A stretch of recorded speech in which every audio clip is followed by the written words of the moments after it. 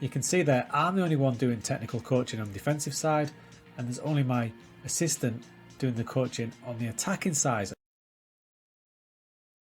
On Football Manager, I can't emphasise enough how much team morale is important for your team and maintaining your results. So if it starts to drop at any point, this can lead to that infamous FM blip out of nowhere that you don't see coming. The good news is there is a way to see it coming, you just need to know where to look.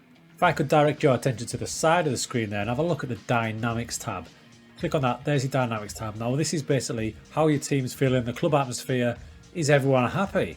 I fully recommend checking on this tab probably every 2 weeks if you can. If you can remember, check it every 2 weeks, it's going to help you big time. The first column you want to look at is issues. Now thankfully for me, there aren't any at the minute, but it is early season in my little tester with PSG.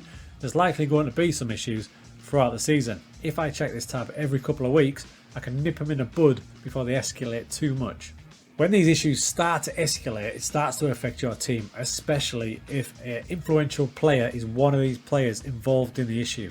It'll basically spread around the team, the bad negative vibes. If an influential player is there spreading the muck around the team, so you need to quell it before it starts, and this is how we do it. What we do next is, and every time you come to this screen, remember every 2 weeks, if you can remember, is go to the top there, across the top you see all these, and go to Happiness tab.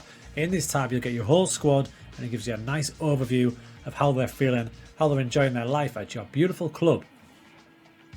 At the minute my squad looks pretty good, but you can see that just a few things starting to fester, a few concerns mostly down this column. Your columns go across the top there, you've got training, treatment, basically how you're getting on with the player, club, are they happy there, your management, playing time, overall happiness is down the column.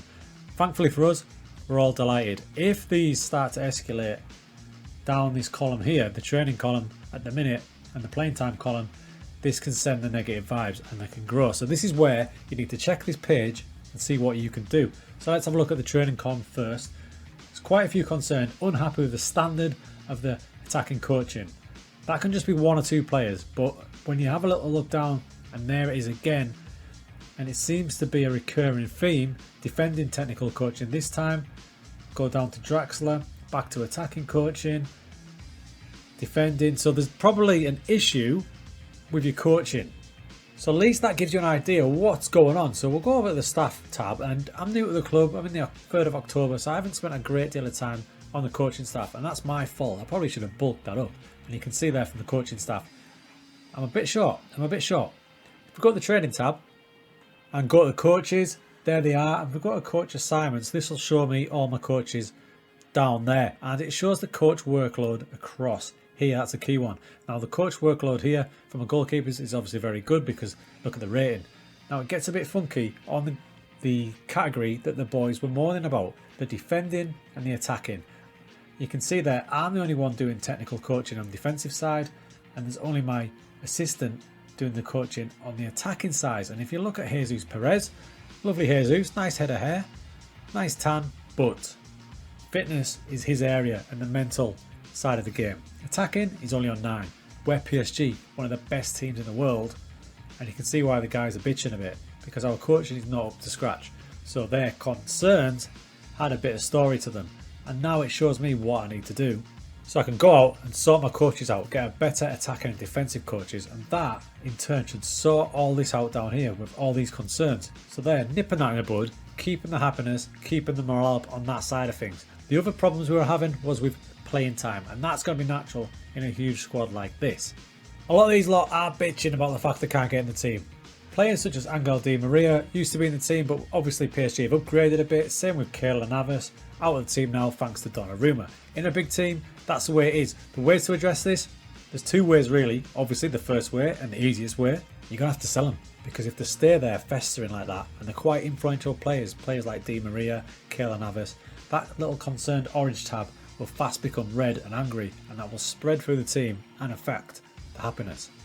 Of course, a less drastic way is to simply play them, but in some cases these players may not be worthy of your team. You might not have enough cup competitions to rotate the squad, so in that case you will have to go back to the old flog them, move on, get different backups. It's also a decent reminder that when you are signing players and you do them promises about what their role in the team's going to be, don't chuck too many star player or guaranteed starter promises out, because if they're not going to be, they'll soon develop concerns like we just saw affecting the team morale. All that we've just talked about ties into this. This is the hierarchy tab. So you see your team leaders across there. I've got Marquinhos, Ramos, Di Maria and Messi. So Di Maria, that's a key one. He's getting a bit concerned. As a team leader, his concerns will develop and spread faster to the players beneath him because he's that influential. So if you see a player like that, you really need to get it nipped in the bud, which is why visiting every 2 weeks, not letting it get too far, is a great idea. There's also little things you can do for morale. Now and again, I like to add in a bit of team cohesion training, especially new to a club and when you've got a load of new signings in. So check out a week where you're not too busy. Here we go. I've just got a physical generic one lined up just to show you. We've got our normal training. Let's just slip in some team cohesion training. So you go down to extracurricular and you've got 2 options: outreach or team bonding. Time devoted to social activities in which the whole team participates.